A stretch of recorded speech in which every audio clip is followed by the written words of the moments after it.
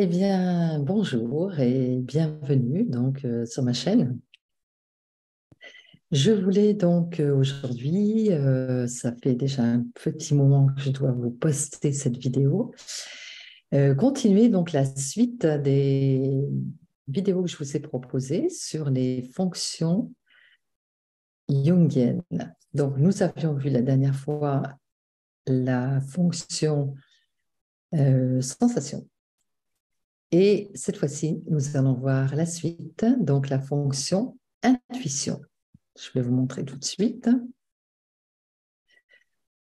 Ah oui, alors avant de démarrer tout de suite sur la fonction intuition, je voudrais revenir sur la théorie que je vous ai proposée donc au départ, parce que je crois que ça n'a pas été très clair en fait pour tout le monde.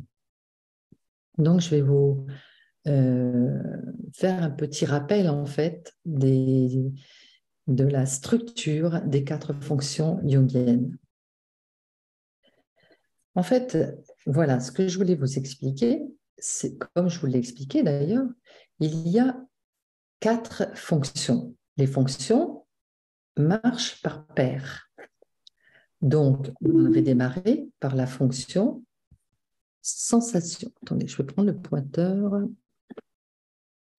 On avait démarré par la fonction sensation. En fait, ce qu'il faut savoir, c'est que les fonctions sensation et intuition répondent à la question comment je vois le monde. Je peux voir le monde à travers mes sens, la vue, l'ouïe, le toucher, l'odorat, vous voyez? Ou alors je peux voir le monde à travers le filtre de mes intuitions. Ah, je sens que ça va être une journée, j'ai le sentiment que cette journée ne va pas être terrible. J'ai cette intuition, je ne sais pas pourquoi, j'ai des signes qui me montrent que cette journée ne va pas être terrible. Ou alors, je vais me dire, ah, je sens que cette journée, elle va être géniale.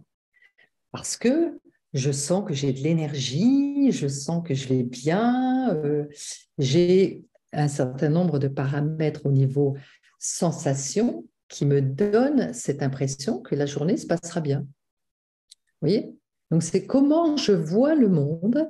Est-ce que je vois le monde à travers le filtre de mes sensations ou est-ce que je vois le monde à travers le filtre de mes intuitions? Et après, on répond à la question comment j'interprète ce que je vois.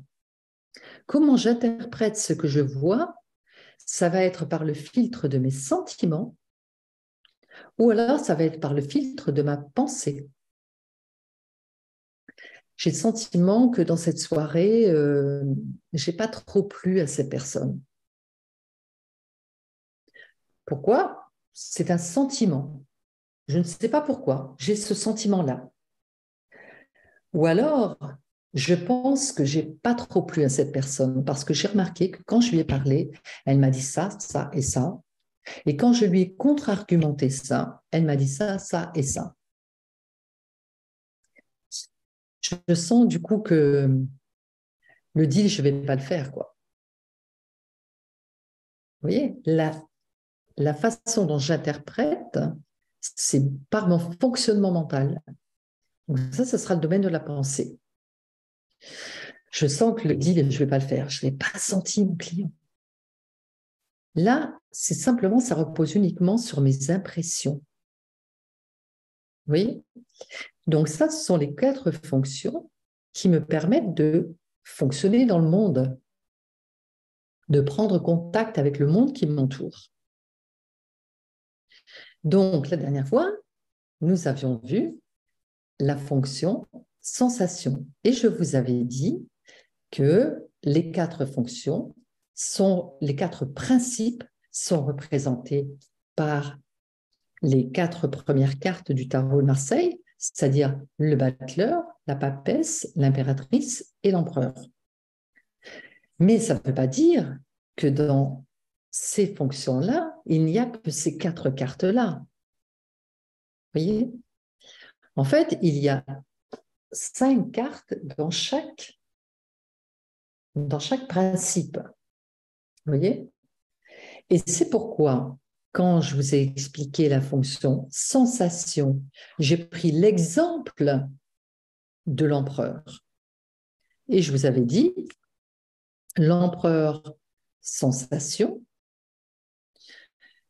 la complémentaire, s'il fait défaut, la complémentaire, c'est la lune. Mais parce que j'avais pris cet exemple. Mais vous voyez que dans la fonction sensation, par exemple, il y a 5 cartes. Il y a l'empereur, il y a la justice, il y a l'arcane 13, l'étoile et le monde. Toutes ces cartes-là, elles vont faire partie du monde de la sensation.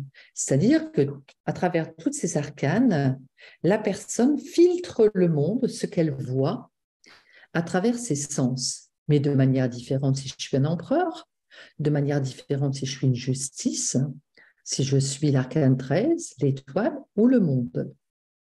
Vous voyez ? On va avoir également 5 cartes dans le monde de l'intuition. On va avoir le battleur, le pape, l'ermite, la tempérance et la lune. Vous voyez ? Alors, vous voyez bien que tous ces personnages fonctionnent par l'intuition. Ils voient le monde à travers leur intuition, mais pas de la même manière. Au point de vue des sentiments, nous avons la carte représentative du sentiment, c'est la papesse, mais il n'y a pas que la papesse dans les sentiments, il y a également la papesse, l'amoureux, la roue de fortune, le diable et le soleil. Vous voyez ? Et enfin, la fonction pensée, elle va être représentée par l'impératrice, le chariot, le pendu, la maison Dieu et le jugement. Alors, vous allez me dire, mais il manque 2 cartes. Exact. Eh bien, les 2 cartes qui manquent, ce sont les lames centrales.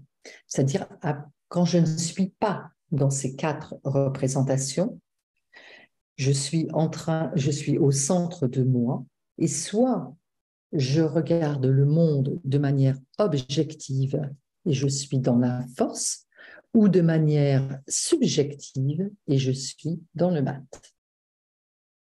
Et c'est à partir de cette manière objective ou subjective que je vais voir le monde à travers ma sensation ou voir le monde à travers mon intuition ou interpréter le monde à travers ma papesse ou interpréter le monde à travers mon impératrice. Voilà. Donc, quand je vous ai expliqué la sensation avec l'empereur, je vous ai dit que si l'empereur était à l'envers, eh bien, dans ces cas-là, ça voulait dire que la fonction intuition était défaillante et la fonction intuition de l'empereur, sensation de l'empereur, eh bien, sa complémentaire intuition, c'est la lune, parce que 18 et 4 font 22. Et vous savez, ou peut-être pas, mais si vous avez déjà regardé des vidéos sur ma chaîne, vous savez que les cartes complémentaires, c'est l'arcane qui va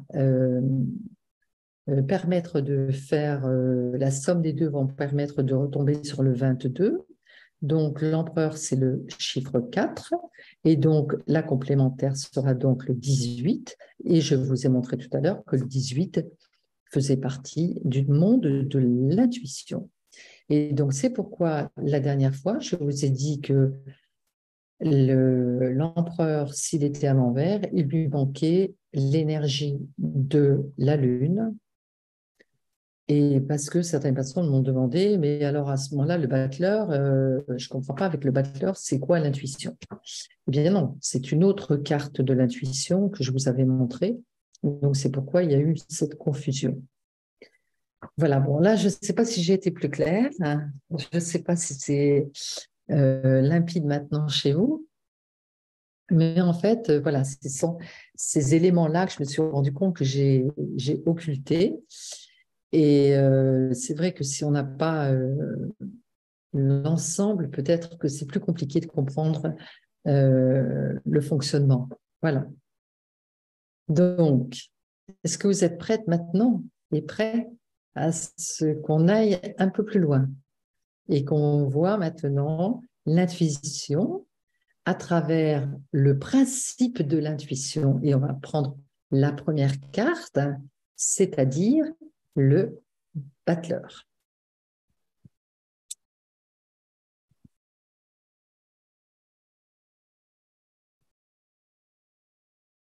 Alors, la fonction intuition, elle va fonctionner donc avec la sensation.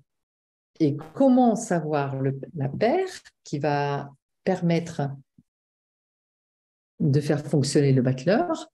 Eh bien, 1 plus 21 égale 22. Donc, ces deux-là vont aller ensemble, n'est-ce pas?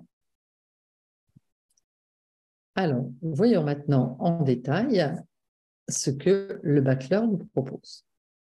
Alors, le battleur, dans son fonctionnement, il va percevoir le monde à travers son intuition, n'est-ce pas? Et comment il va fonctionner? En fait, il va fonctionner à travers son énergie vitale, hein, parce qu'on sait que le battleur, il représente l'instinct de vie, en fait, hein, l'énergie, l'envie de vivre. Hein, le premier, on sait que c'est le 1, hein, donc c'est ce que les Chinois appellent le qi. Hein.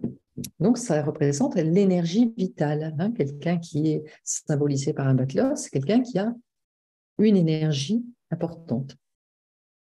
Alors, on voit que sur la table sont posés tout un tas de choses. Là, sur la table, ce sont tous les outils qui sont à sa disposition. Voilà. Donc, il est très créatif. Vous voyez, il peut faire plein de choses. Le chiffre 1 nous montre qu'on démarre quelque chose, hein, et aussi qu'on ose aller de l'avant. Hein, on est spontané. On garde un peu notre âme d'enfant. On voit que le personnage, il est jeune. Hein. Donc, on a ici la représentation de quelqu'un plutôt de jeune, hein, enfin de jeune, d'esprit jeune en tout cas. Hein. Voilà, donc pour la description. Alors, comment ça va s'organiser dans la fonction intuition? Eh bien, dans sa dimension extravertie, eh bien, cette énergie, elle va le pousser à découvrir sans arrêt des nouvelles choses à faire dans le monde externe, puisqu'on est dans l'extraversion. Hein, il est extraverti. Donc, il se fie au flash de sa conscience, parce que n'oubliez pas qu'il est dans le domaine de l'intuition. Hein. Donc, il va se fier au flash qu'il a, qui viennent à sa conscience comme ça. Il est spontané, vous voyez. Il est spontané parce que guidé par son intuition. Et il va partager ces idées qui lui viennent comme ça, spontanément, intuitivement. Il va les partager avec les autres. Il va interpréter les situations et les relations à travers le filtre de son intuition. Il va relever les significations et les interconnexions qu'il peut y avoir entre les situations et les relations. Il va être attentif aux signes. Il remarque les non-dits, vous voyez, les mimiques par exemple, les micro-comportements. Ça va passer dans le filtre de son inconscient qui vont lui donner des informations comme quoi la personne apprécie ou n'apprécie pas. Il ne saura pas pourquoi, mais il le sentira. Et c'est parce qu'il remarque les non-dits. Vous voyez, il donne un sens à ce qui émerge des contextes variés. Il traduit ce qui est par ce qui pourrait être. En fait, ce qu'il faut savoir, c'est que le monde de l'intuition, il est branché sur le futur, n'est-ce pas? Alors que le monde de la sensation, il est branché sur le présent. Donc, il est plus intéressé par le devenir d'une chose, ce qui est du domaine de l'intuition, hein, plutôt que ce qui est là actuellement. Il va voir le potentiel de ce que peut devenir les choses. Alors, dans sa dimension plutôt introvertie, eh bien, ce mouvement sera tourné à l'intérieur de lui, sera tourné vers lui. Donc, il va se fier, pareil, aux flashs de son inconscient, mais qui sont difficiles à expliquer aux autres. Il prévoit, si vous voulez, les choses et probablement les effets sans, sans avoir de lien avec l'extérieur. Vous voyez, c'est simplement des choses qui lui viennent comme ça, de son inconscient, et il sentira les choses qui arrivent. Il conçoit des nouvelles façons de voir les choses, mais il les conçoit également là de manière intuitive. C'est pas raisonné, vous voyez, c'est pas concrétisé pièce par pièce, mais il arrive à concevoir des nouvelles choses parce que l'intuition, elle est ramenée à l'intérieur de lui, donc il est dans la conception. Il entrevoit les transformations. Il arrive à entrevoir comment on peut transformer cette idée dans une autre idée, par exemple, ou cet objet dans un autre devenir. Il obtient une image du sens profond et des symboles extensifs. Il réalise ce qui sera. Vous voyez? C'est clair pour vous? Donc, vous voyez, il y a un élan comme ça spontané, soit vers les choses, soit à l'intérieur de lui, vers le devenir de ce qu'il voit.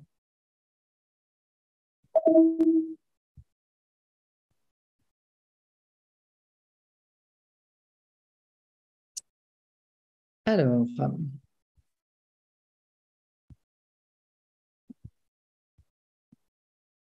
donc à l'endroit, cet arcane va personnifier notre jeunesse. On l'a vu, hein, c'est un personnage jeune, donc avec tout ce que ça implique. Donc, on a vu qu'il y avait il tient un bâton dans les mains. Le bâton, c'est le symbole de la créativité. Donc, on voit ici qu'il a un grand potentiel, quelqu'un qui a un grand potentiel, quelqu'un qui est dynamique. Ça va être quelqu'un de jovial, de dynamique, de gai, d'enthousiaste, spontané. Et c'est un peu l'artiste, en fait. Hein. Donc, il a un vif attrait pour tout ce qui est nouveau, bien entendu. Le battleur, il démarre, donc il aime ce qui est nouveau, il aime la nouveauté. Et il va se lancer spontanément dans des différentes expériences, vers de nouvelles rencontres, vers des nouvelles situations, de nouveaux métiers, parce qu'il a envie d'expérimenter tout ce qu'il a à sa disposition. Vous voyez? Donc, c'est quelqu'un de curieux et d'inventif.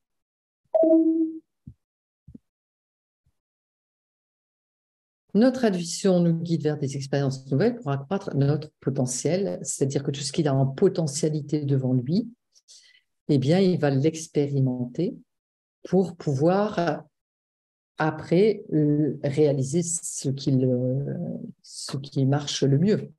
Vous voyez?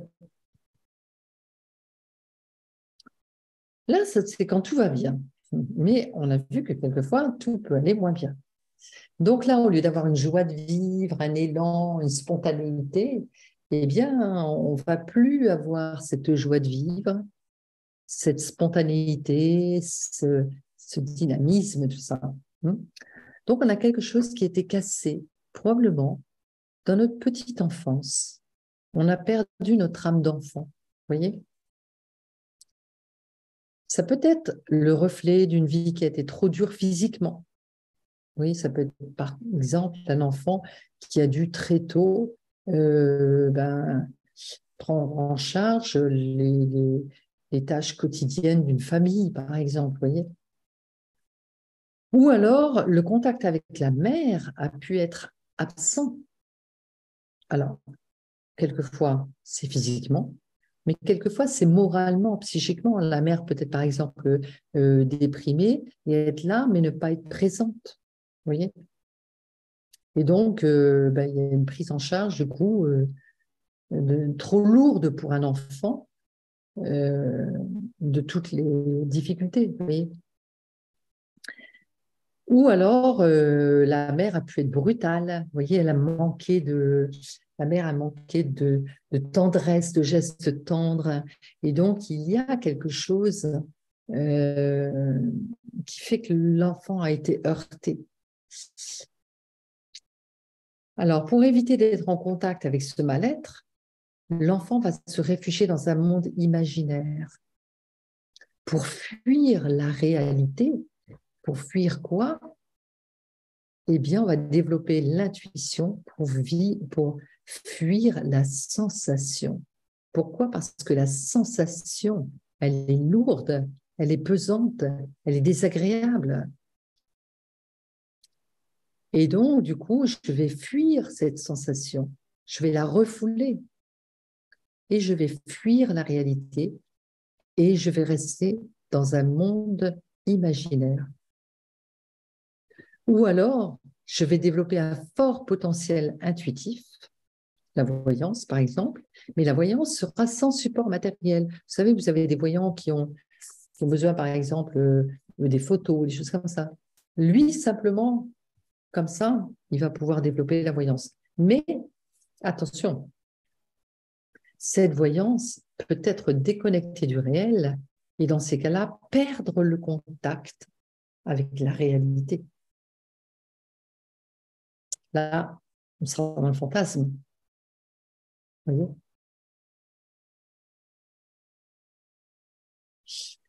Alors, quand on quitte le monde de la sensation à l'envers, ça va se traduire par une tendance à la procrastination. On aura une difficulté, on a vu que le battleur, il allait dans l'action facilement, et bien là, on aura une difficulté à se lancer dans l'action. Donc, on va procrastiner, on va remettre au lendemain ce qu'on pourrait faire tout de suite. Une difficulté pour passer du projet au concret, à la réalisation. On va rester dans le monde de l'imaginaire. On ne va pas aller dans le réel. Donc, on ne va pas concrétiser les choses. On va refuser quelquefois de concrétiser par besoin de perfectionnisme, parce qu'on sait que si on réalise l'idée qu'on a, elle ne sera pas aussi parfaite, évidemment, que ce qu'on a imaginé. C'est rarement aussi parfait que ce qu'on a imaginé. Eh bien, pour ne pas être en face de cette imperfection, eh bien, je ne vais pas faire. Ou alors, on n'est jamais suffisamment prêt pour se lancer. Ah ben oui, je pourrais me lancer, mais tu comprends, je ne connais pas ça ou je ne connais pas ça. Il faudrait que j'approfondisse tel sujet. Il faudrait que je refasse une formation d'ailleurs par rapport à ça. Parce que ça, je ne connais pas. Et voilà, et on va se lancer de formation en formation. Et tout ça pour retarder le moment de la confrontation au réel. À l'inverse, pour compenser, on peut faire aussi le choix contraire. Pensez toujours qu'on peut faire pas assez, mais on peut faire trop aussi. Toujours dans les cartes à l'envers. Hein. On peut faire trop ou pas assez. Eh bien là, on peut faire trop d'actions, devenir hyperactif. Pourquoi? Parce que quand je me lance dans l'action de ça, après je me lance là-dedans, après je me lance là-dedans, eh bien, je ne vais jamais aller jusqu'au bout de quelque chose. Eh bien, c'est un moyen de ne pas passer à la réalisation. Je ne fais que démarrer. Je ne fais que démarrer des projets, et puis après, je vais à un autre projet, et encore un autre projet, et encore un autre projet. Et comme ça, ben, du coup, je fais rien. Et du coup, c'est un moyen pour moi de ne pas être confronté à la finalité, donc à la réalisation, où je passe d'une idée à l'autre. Je ne vais pas approfondir mon idée. Où je passe d'une rencontre à l'autre. Si ça se trouve dans le domaine sentimental, eh bien, je vais passer d'une rencontre à l'autre sans jamais avoir le temps d'approfondir la relation. Et donc de concrétiser dans le futur une relation. Alors, refusant inconsciemment le monde de l'adulte, on reste un éternel enfant dans le monde imaginaire, dans l'idéal. Et là, on est effectivement dans l'idéalisation de ce que j'aimerais que ma vie, elle soit. Et là, vous avez des gens qui vivent effectivement dans ce monde de l'enfant, en fait. Ils ne veulent pas quitter le monde de l'enfance. Voilà. Alors, soit je suis dans l'attentisme et je reste effectivement les pieds en l'air. Hein. Donc, je quitte le réel. Vous voyez, je suis les pieds en l'air, la tête en bas, la tête dans les étoiles et les pieds en l'air. Donc, du coup, je ne suis pas du tout dans le concret. Ou alors, je suis trop dans l'action et je ne réalise pas. Du coup, je ne rentre pas dans le monde de la sensation. Il pourrait y avoir aussi une difficulté à s'imposer, comme si on manquait de consistance, on manque de matière, on manque de sensation, donc on manque de poids, on manque de matière. La matière, elle est dans le domaine de la sensation. Eh bien, on n'arrive pas à s'imposer, on n'arrive pas à prendre sa place dans le monde, puisqu'il ne faut pas oublier que c'est un monde qui est à l'envers. Et donc, je vais avoir du mal à prendre ma place dans le monde et je vais avoir du mal à m'imposer.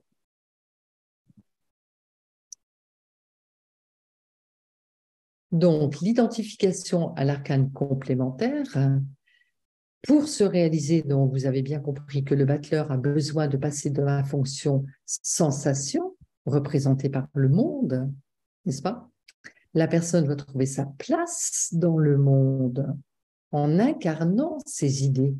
Il faut que les idées, elles passent du projet à l'incarnation. On voit que le personnage ici, il est de couleur chair, donc il incarne l'idée du battleur. Vous voyez?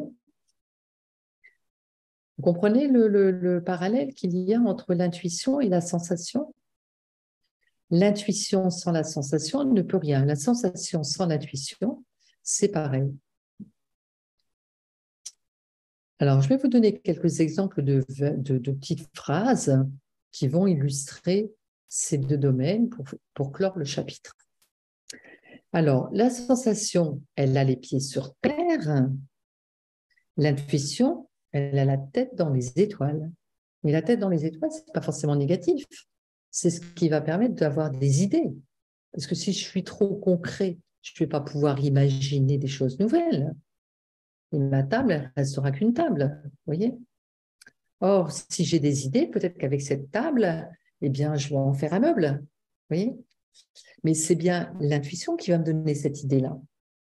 Mais si j'ai que l'idée et que je ne passe pas à la réalisation, je vais voir la tête dans les étoiles, ça ne va pas m'aider à faire grand-chose.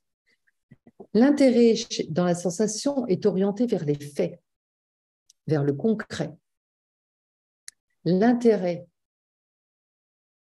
pour l'intuition est porté sur la signification. Quel est le sens de ce que je viens de dire? Oui, mais factuellement, t'en fais quoi de ça? Vous voyez? L'intérêt pour le présent de ce qui m'arrive, l'intérêt pour l'intuition du futur, de ce qui pourrait m'arriver. C'est bien de s'intéresser au présent de ce qui m'arrive, mais à un moment donné, pour avancer, il faut bien que je me projette quelque part dans le futur. Mais si je suis toujours dans le futur, ben, je ne profite jamais du moment présent. Je distingue spontanément les détails. Je vois spontanément les implications qu'il y a entre les choses.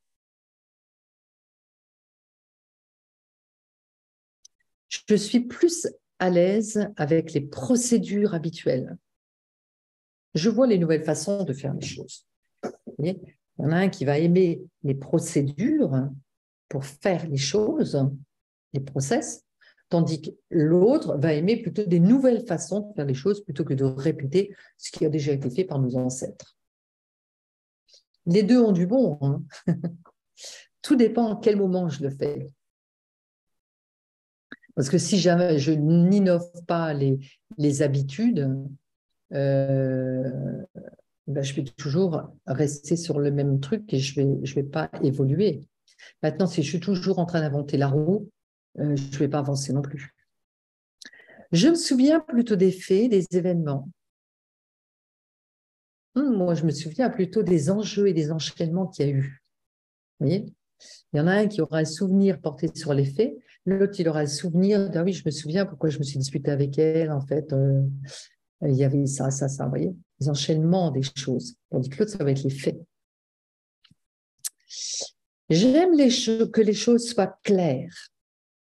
Alors que le battleur, enfin l'intuition, aimera plutôt à demi-mot. Le reste, je le devine. Je n'ai pas besoin de tout dire. J'ai compris. J'ai compris. Je saisis ce que tu veux dire. Non, mais dis-moi clairement ce que tu veux dire. Vous voyez? La sensation, on aura besoin qu'on dise les choses clairement. Alors là, on va voir que dans les couples, ça va être compliqué quand il y en a un qui fonctionne sur un mode et l'autre sur un autre mode. J'appréhende les choses dans leurs détails. Moi, j'appréhende les choses dans leur globalité. Je suis intuitif. Je vois en gros, oui, ce que tu veux dire. Non, non, mais donne-moi les détails de comment tu vois les choses. C'est compliqué, hein? Vous voyez pourquoi les relations humaines, elles sont compliquées. Je n'aime pas devoir deviner. Je n'aime pas me noyer dans les détails. OK? Mon bon sens me suggère des solutions pratiques. Alors, c'est vrai que la sensation, ce sont des personnages qui vont être très pragmatiques. Mon imagination me suggère des solutions nouvelles. Vous voyez? Je m'appuie sur mon expérience pour trouver une solution. Je m'appuie sur ma compréhension pour trouver une solution. Ah oui, j'ai compris, j'ai pigé. Ah ben, il n'y a qu'à faire ça. Ah oui, j'ai déjà rencontré ce problème et on l'avait résolu comme ça. Et regardons donc un exemple. Ceci est tiré d'un référentiel de naissance. Donc, c'est un thème que j'utilise dans mes consultations. Et on voit ici que Yves Mourouzi, il a effectivement le battleur ici en problématique fondamentale, en cœur de blason, qu'il a également dans la maison de l'idéal, mais bon, ça pose moins de problèmes. Ce qui pose surtout un problème, c'est ici. Et donc, on voit qu'il a été élevé par sa grand-mère de manière très dure. Alors, on a vu effectivement que souvent, le battleur, il y avait une difficulté dans la petite enfance avec la mère, enfin, la personne qui a joué le rôle de mère, et que le rapport a été souvent brutal, en tout cas, a laissé de mauvaises traces sur le plan des sensations. Donc, ici, ça semble être le cas. Il s'est inventé une enfance d'une famille princière. Donc pourquoi? Parce que effectivement, un battleur à l'envers, on va s'inventer un monde. Vous voyez, on ne se plaît pas dans le monde dans lequel on est, donc on s'invente un monde. Sa mère était baroque et séduisante, aux aventures multiples avec des officiers allemands et français. Donc sa mère a d'ailleurs été jugée comme trahison avec l'ennemi. Il refusait qu'on lui parle de sa mère indigne et il s'est créé un monde à travers les scouts. Donc, vous voyez, le besoin de se créer un autre monde avec ce battleur à l'envers, il cherchait à exister à tout prix et il s'imposait plus tard. Il s'est imposé en tant que journaliste. Et on dit de lui qu'il était partout et qu'il ne s'arrête jamais. Il courait tout le temps, il travaillait jour et nuit, hein, puisqu'il était dans la journée en train de préparer le journal de 13 heures. Et tout de suite après, il était dans une autre activité. Il avait monté une entreprise. Et la nuit, il sortait jusqu'à très tard la nuit parce qu'il était insomniaque. Et donc, c'est ce côté boulimique d'activité, hein, où on est ou dans l'attentisme ou dans la boulimie d'activité, eh bien, effectivement, lui, il a choisi plutôt cette voie-là. Et on voit qu'effectivement, il s'en est pas trop mal sorti. Pourquoi? Parce que vous voyez qu'ici, dans la maison 6, la maison des dons, le joker que vous avez dans votre vie, eh bien, il a la complémentaire. Il a la maison, le monde. Et le monde étant la complémentaire, eh bien, malgré tout, il a réussi à se réaliser, hein. Mais on voit quand même qu'il y a des traces qui sont restées, puisqu'il avait cette frénésie d'activité. Eh bien, voilà donc ce que je voulais vous dire dans un exemple que je voulais vous montrer.